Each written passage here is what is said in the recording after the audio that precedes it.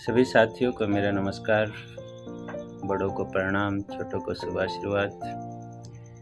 इस बार हम यात्रा करने जा रहे हैं केदारनाथ जी की, और उसी का एक अनुभव आप सबको मैं बताना चाहूँगा कैसा रहा। क्योंकि यात्राएं तो बहुत सारी की हैं हमने।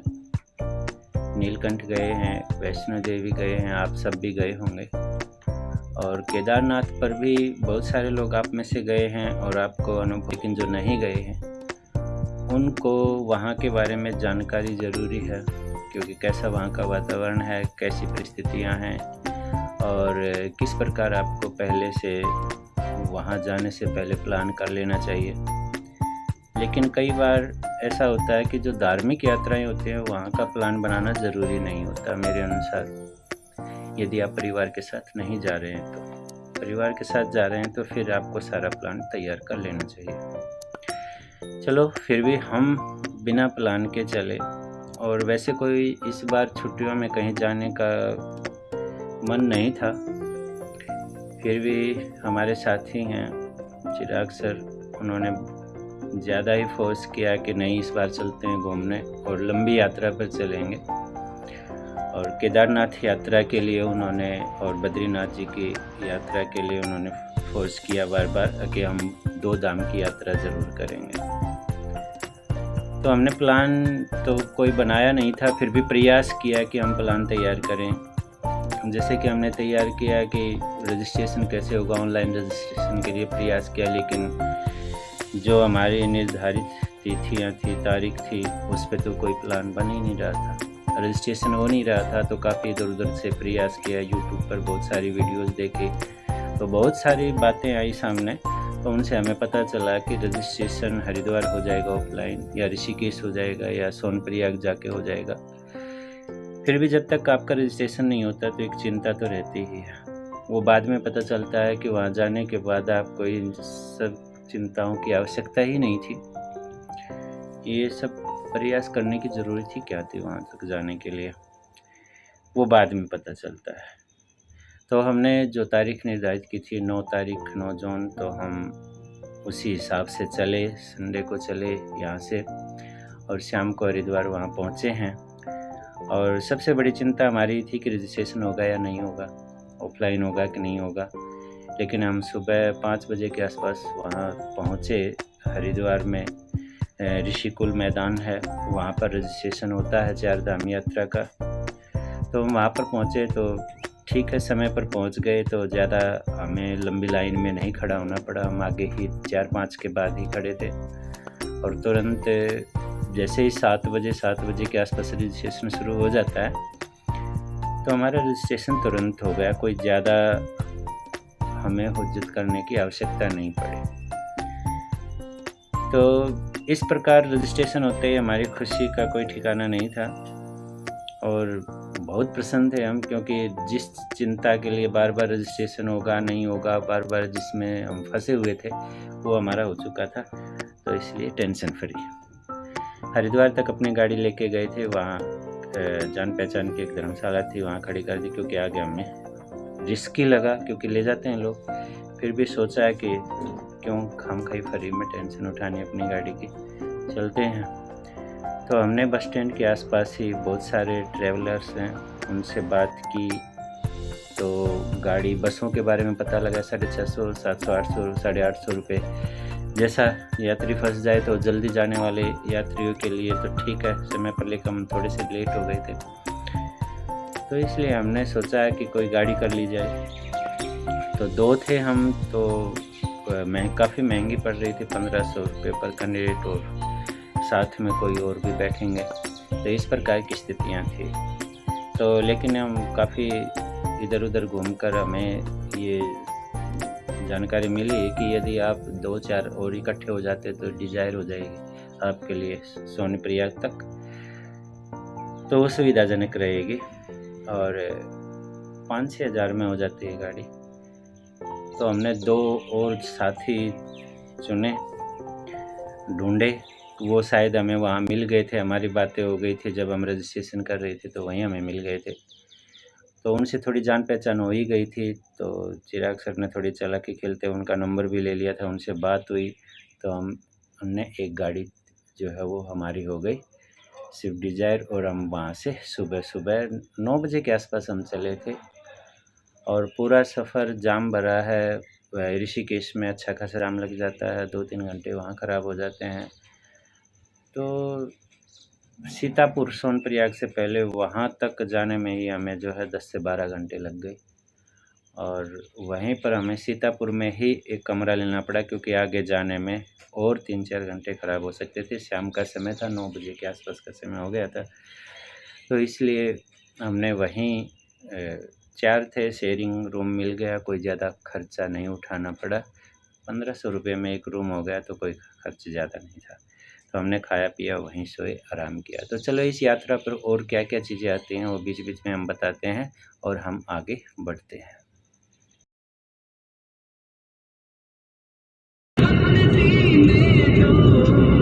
इस बार की यात्रा कहाँ की है सर?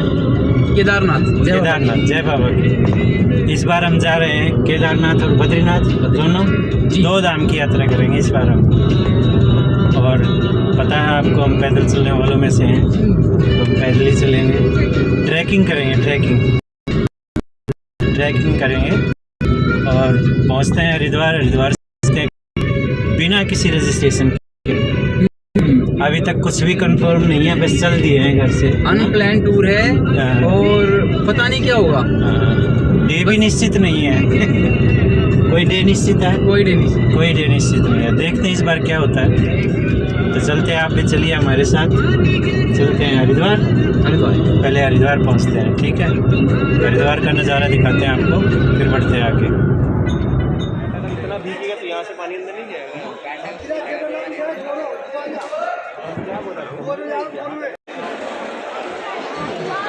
पानी ऊपर से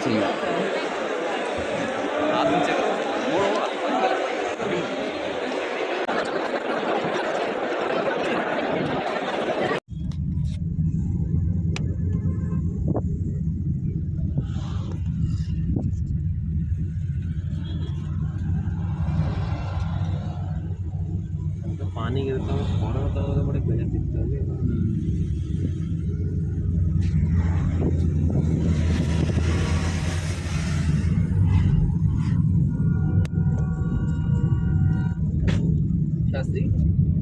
क्या स्कूटी हो 10-12 किलोमीटर की मैक्सिमम। ये 200 किलोमीटर भी ठीक है, बट अब किस रास्ते पे वो भी मैटर करता है। ब्रेक ही फेल हो जाए स्कूटी की, बताओ, पेट्रोल ख़त्म हो जाए, उसने और लेकर घूमोगे आप।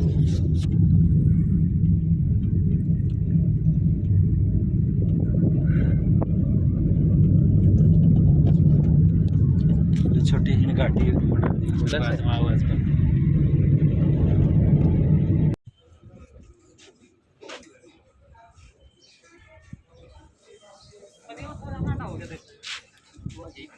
यहाँ क्या लगा?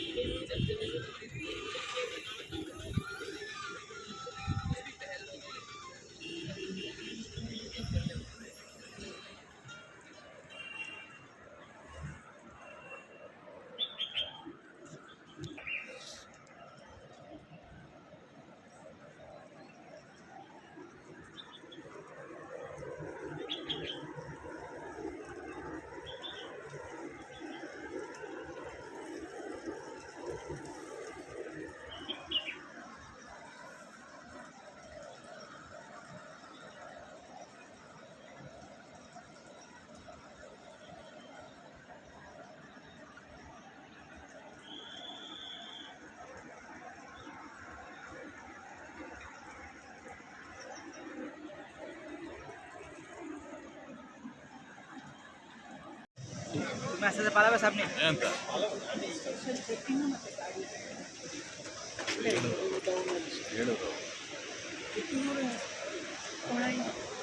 Nothing else. गाइस ट्रैकिंग में भीड़ में हम फंसे हुए हैं और अभी रजिस्ट्रेशन वेरिफिकेशन हो रहा है 2-2 किलोमीटर से 2 किलोमीटर से। गौरव भाई देखो हम देख रहे हैं।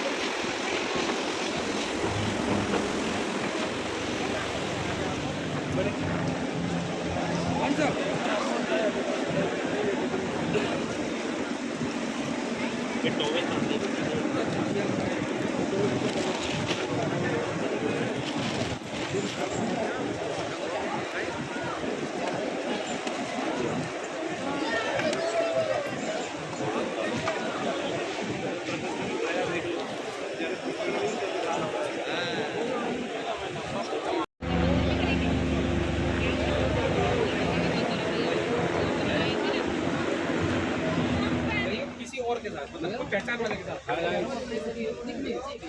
केदारनाथ की यात्रा चालू है। ये हमारी केदारनाथ की यात्रा अभी तो शुरू की है ना। हाँ अभी शुरू की है 1.5 किलोमीटर के आसपास हम आए और यहाँ इंसान से ज्यादा खच्चर चल रहा है। हाँ और ये के दिनों में ये रास्ता इंसान तेज दौड़ने वाला घोड़ा है, मुश्किल से रोका है इसको घोड़ा एंजॉय करने की वजह। जहाँ लोग बाग बोलते घोड़ा दिलाएंगे, घोड़ा दिलाएंगे, क्या दिलाएंगे, घोड़ा दिलाएंगे, घोड़ा बोलते। हाँ इसीलिए तो कह रहे हैं हम, इसको आगे नहीं जाने देना है। ओके जय श्री महादेव। जय श्री वातावरण को बहुत दिखाते हैं। जय बाबा केदारनाथ की।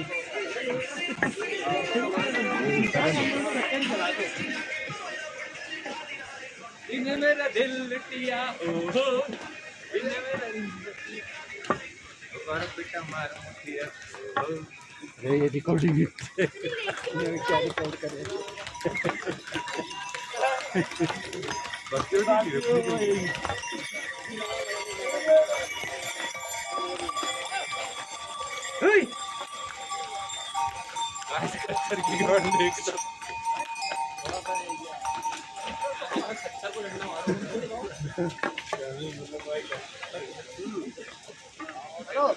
ये हम केदारनाथ की वादिया में आ गए हैं। आप वादिया देख सकते हैं, एकदम खूबसूरत वादिया है ये।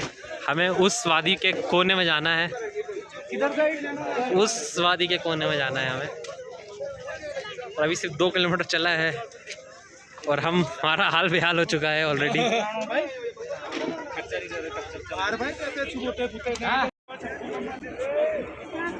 तेरे तो रहना पावई से फोटो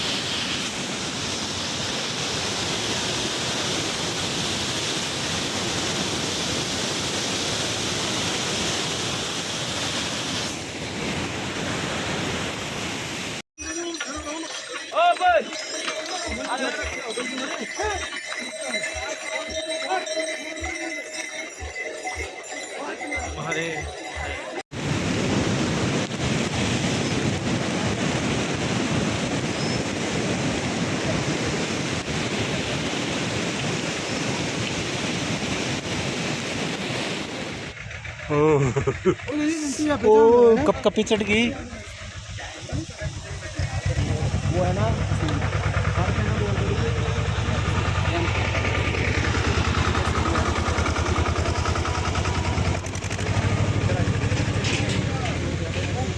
बर्फीली हवाएं चल पड़ी हुई, बहुत ज़्यादा ठंड हो गई है यहाँ पे।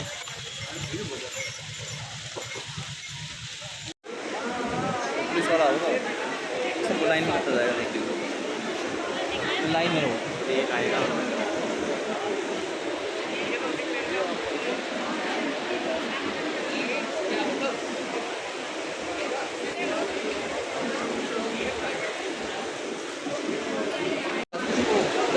हेलो गाइस, हम केदारनाथ की लाइन में लग चुके हैं। अभी हमारा दर्शन में बहुत नहीं करने वाला है। नमः पार्वती पते हर हर महादेव।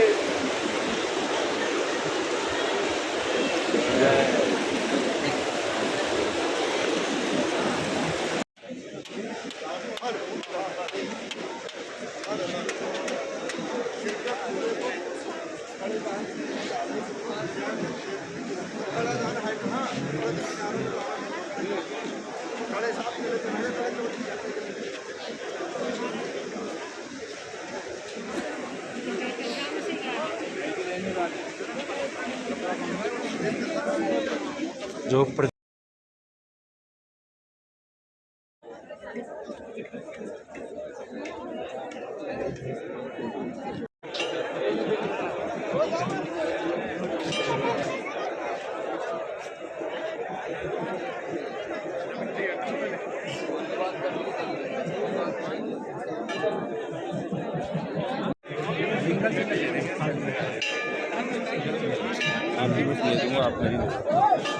दो दो सौ ये दे साथ थे तो फोटो खींचेगा।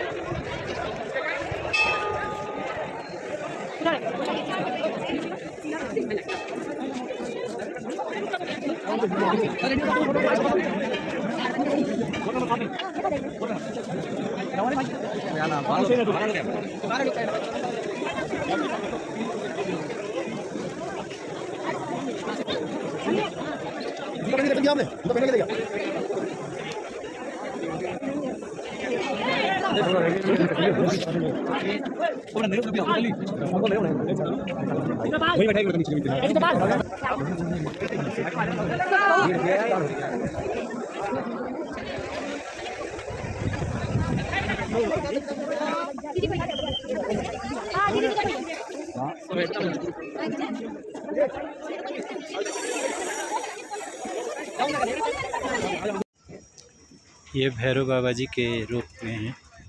इधर से इस रास्ते से भैरव बाबा जी के दर्शन करने जाया जाता है। ये कहा जाता है कि बिना भैरव बाबा के दर्शन किए केदारनाथ यात्रा सफल नहीं होती।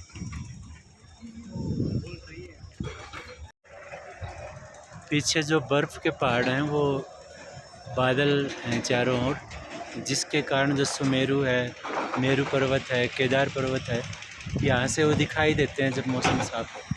लेकिन अब बारिश का मौसम होने चला है, इसलिए वो साफ साफ दिखाई नहीं दे रहे। बाकी यहाँ से जो ये झरना है, इसके राइट साइड से आप वासुकी ताल जाया जा सकता है यहाँ से।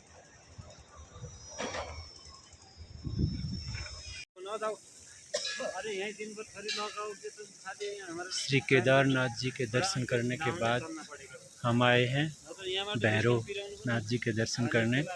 लगभग 1 किलोमीटर का सफ़र तय करके, चढ़ाई तय करके।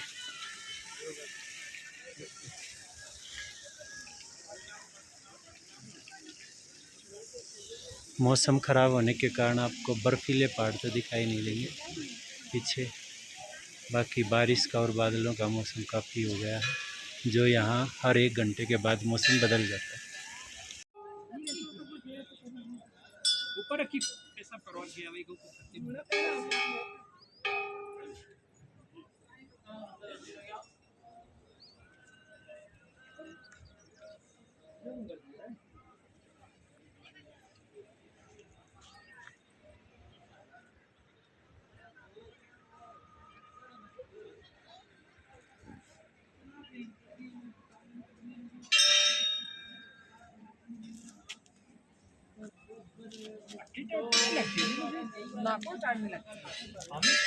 आज तक की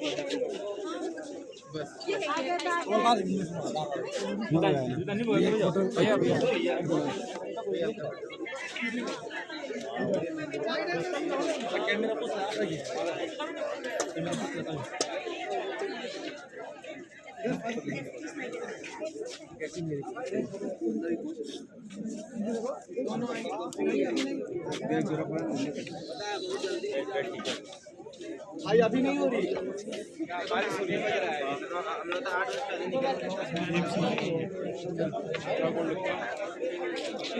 पहले करना नहीं चाहिए ना। टाइम से जो आ रहा हूँ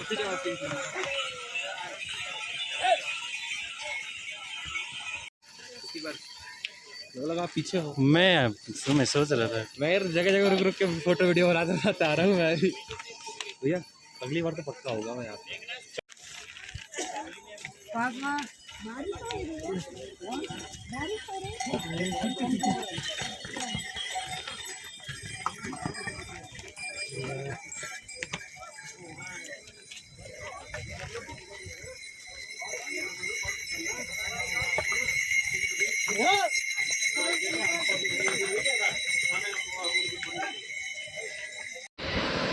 ये सच है कि यात्रा जितनी रोमांचकारी है उतनी ही भयावह भी है, डरावनी भी है और बहुत मेहनत से वहाँ पर पहुँचा जाता है। इतना आसान नहीं है केदारनाथ की यात्रा करना, क्योंकि परिश्रम का कोई विकल्प नहीं है और 10 से 12 घंटे लगातार आपको चढ़ाई करनी है और वहाँ पहुँचना है। हाँ ठीक है, मंजिल तक का सफ़र अत्यंत रोमांचकारी ज़रूर है और थकावट भरा भी है, लेकिन जैसे ही मंजिल पर पहुंचते हो वैसे ही सारी थकावट दूर। आनंद ही आनंद है, स्वर्ग ही स्वर्ग है, ठंडा मौसम है।